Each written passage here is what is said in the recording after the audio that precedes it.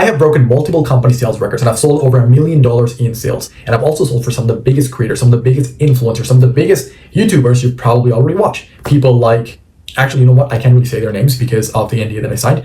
But if you need to trust me on anything, trust me on the fact that I have been able to consistently sell $5, $6, $7, $8, $10,000 products or services without receiving a single objection. Now, obviously, fair warning before you watch this video, there are going to be some people who are going to throw an objection no matter what. So I'm not going to promise you that after watching this video, you're just going to be consistently closing deals left and right without any objections, which is going to happen.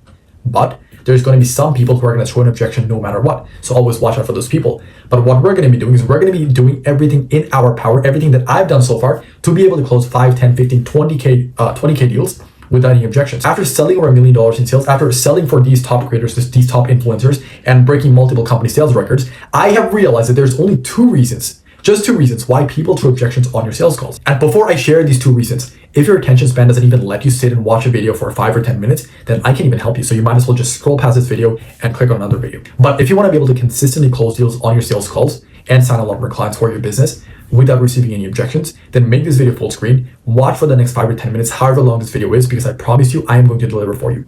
Now, with that being said, the two reasons in terms of why most people throw an objection in the first place is because they don't either trust you or they don't see you as the expert. So then the question becomes, how can we get someone to trust us and see us as the expert? And I also want to give a fair disclaimer before I get into it, which is you need both trust and expertise to be able to close deals without any objection. Let's say you are someone who's seen as the expert, someone who is the go-to person or the go-to business in your industry. But if there are scam allegations to your name, then people are not going to trust you no matter how much of an expert you are. And on the flip side, let's say you have a friend, you have parents, you have someone in your life that trusts you with their entire life, and they would give their own life for you. That's how much they trust you. But if you try to give them advice on something that you are not an expert in, then they're not going to listen to your advice because you are not an expert in that thing. No matter how much they trust you, they're going to listen to someone who's actually an expert in that field. So you need both trust and expertise to be able to close deals without receiving a single objection. So then again, we go back to our question, which is how can we get people to trust us and see us as the experts? If you want to build trust, look no further than the people whose content you consume on YouTube or Instagram. It can be Alex Ramosi, it can be Charlie Morgan, it can be Iman Gadzhi, it can be anyone whose content you consume on YouTube or Instagram or any other platform, to be honest. You consume their content because their free content solves a problem for you. Whether it's a business problem, whether it's a fitness problem, whatever. You watch their content because their content solved a small problem for you. Going back to the Alex Ramosi example, you only watch Alex Ramosi because his free content has solved some sort of business problems for you. So when you hop on a sales call with him or his team, I can bet for a fact that you're going to be closing without a single objection, obviously as long as you have the money, because you trust him already, because you've watched so much of his content and you've seen that what he does actually works for your business too. So when you hop on a call with him, when you hop on a sales call with him, you're going to close no matter what without any objections. So if you want to be able to build trust with your prospects, do the same thing. Solve some of their problems for free with your content, with your resources, with your PDFs, whatever. I will give you the perfect example for this. Let's say you are a fitness trainer. Let's say you're some sort of like online fitness coach or whatever. You help people build muscle. You help people lose fat as well.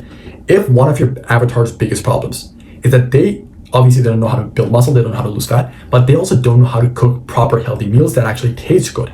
Before a sales call with you, if you send them a cookbook for free with like 20 different recipes in terms of how they're into like 20 different recipes of healthy meals that actually taste good, that they're going to be able to cook in 5 minutes or something, and they actually go ahead and make those meals, they tasted it tastes delicious, they love it because it also fits their macros or their calories or whatever. Once they have done that and they actually consumed your free stuff and it worked out for them, they loved it. Now when they hop on the sales call with you, they're going to trust you a lot more because you gave them something for free and it worked for them. Same thing with, let's say, if you're a marketing agent or you're some sort of lead gen agency. If you help clients get a lot more leads, and let's say you send 10 free leads to one of your prospects, they use those leads, they hop on calls with those leads, and out of the 10 leads, 3, 4, 5 of those leads actually closed.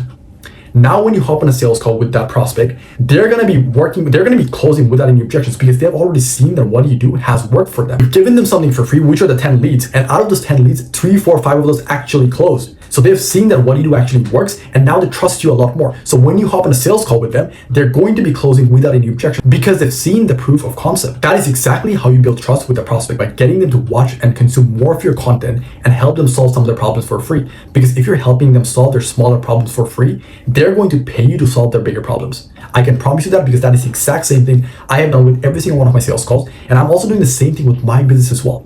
Before a prospect hops on a sales call with me, I have them watch 1 or 2 hours of content by myself that helps them solve some of their smaller problems for free. And on top of that, I also share a lot of my testimonials and case studies so that they can see that what I do actually works, because it worked for other people as well. So when they've spent so much time with me virtually, they've watched my content, it actually helped them out. I've given them value for free. And they've also seen that I've helped other people as well. When they hop on a sales call with me, now they trust me a lot more because I've solved their problems and they've seen that I've solved other people's problems as well. So they pretty much pay me and they close without any objections. That also ties directly into the second part of the equation, which is getting them to see you as the expert. You get people to see you as the expert when you have delivered on a promise that you made and it actually worked out for them. So going back to our cookbook example, if you give a prospect a free cookbook with 20 different meals that are healthy, that are delicious, and that actually helps them reach their calorie or macro goal, whatever. If you do that, they see that whatever you've given them actually worked out for them. It's tasty, it helps them fit their calories, their macros, whatever, and it's also cheap. When you've delivered on your promise, now they're like, you know what? This guy made a promise to me and they actually delivered on this. I trust him a lot more. Or even a little bit. I trust them a little bit than I used to do before. Same thing with the agency example. If you've given them 10 free leads and out of those 2, 3, 4, 5 of them closed, they have seen that what you've given them for free actually worked. So since they've seen that your stuff actually works, that you delivered on your promise, now when they hop on a sales call with you, they trust you a lot more because you have solved some of their smaller problems for free, and they see you as the expert because you have delivered on your promise. When you do these two things, when you've given them something for free that actually solves some of their smaller problems, and you've also delivered on your promise, they trust you a lot more and they see you as the expert. So when they hop on the sales call with you, obviously, given that you have actually conducted a sales call properly, they're going to be closing without any objections. I can promise you that.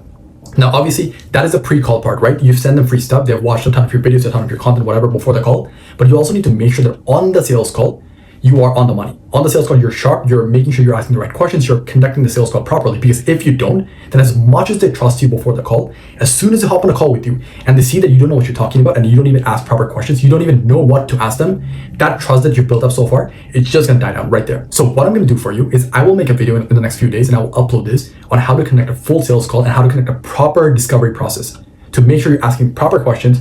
I'm also gonna give you my exact questions that I ask on my sales calls. So you can just copy and paste the exact questions that I ask on my calls into your calls as well. Know what kind of questions to ask, know why you're asking these questions. And by the way, this is the exact same discovery process that I give to my clients who are paying me for this.